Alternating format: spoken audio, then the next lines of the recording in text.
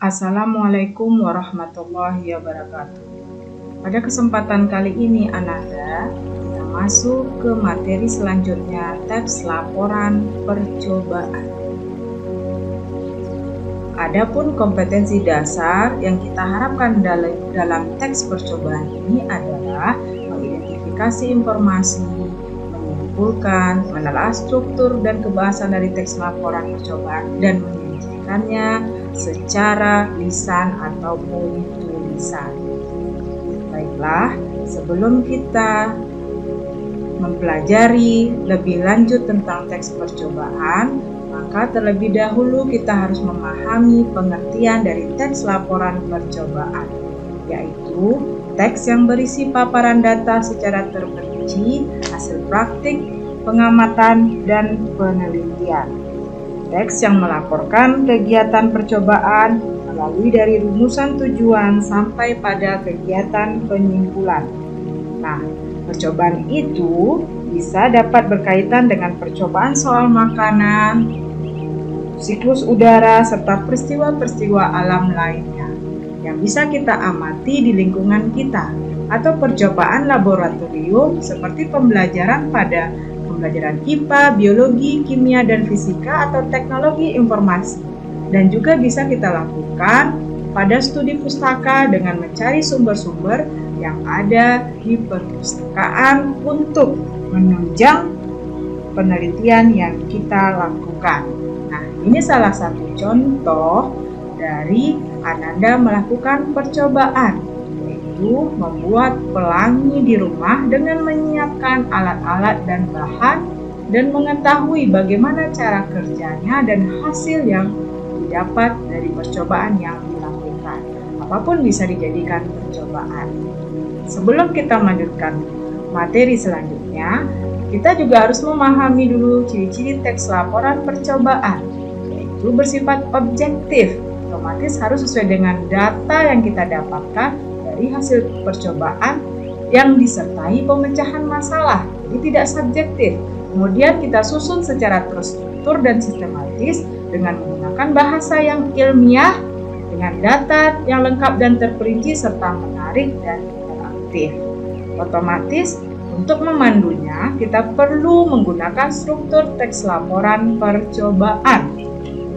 Struktur dari teks laporan percobaan itu dalam bentuk umum, yang pertama merupakan klasifikasi dan pernyataan tentang tujuan dari penelitian yang kita lakukan. Kemudian yang kedua dalam bentuk uraian. Otomatis di dalam uraian ini terdapat langkah-langkah. Nah, untuk pernyataan umum terlebih dahulu adalah kita tentukan, kita klasifikasikan aspek yang akan kita teliti. Apakah tentang hewan, tentang lingkungan, tentang buku yang akan kita bahas, atau tentang objek alam yang ada di sekitar kita sesuai dengan konsep yang kita pahami, sehingga dia menjadi suatu yang ilmiah, suatu yang bisa ditelusuri kebenarannya. Kemudian setelah kita menentukan apa yang kita jadikan penelitian itu sesuai dengan tujuan yang kita harapkan, maka kita berikan uraiannya. Kita lakukan uraian dengan menggambarkan secara rinci apa yang kita bahas, bagian per bagian, kebutuhan yang kita harapkan, penggunaan bahan dan alat yang diperlukan, serta apa saja langkah-langkah yang menghasilkan percobaan yang kita lakukan, yang kita harapkan. Nah, ada beberapa model laporan percobaan setelah kita melakukan percobaan, penelitian, pengamatan terhadap suatu objek. Bisa dalam bentuk teks eksplanasi yang berisi fakta, proses keilmuan, dan menjelaskan proses terjadinya fenomena alam dan sosial.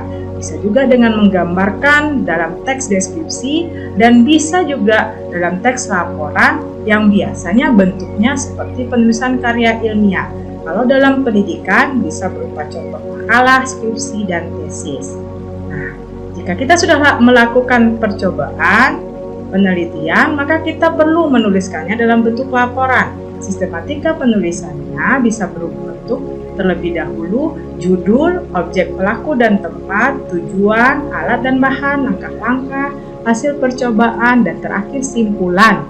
Dan kita juga harus mempunyai pendukung dari buku-buku sehingga kita harus sebutkan di dalam daftar perpustakaan, daftar kepustakaan.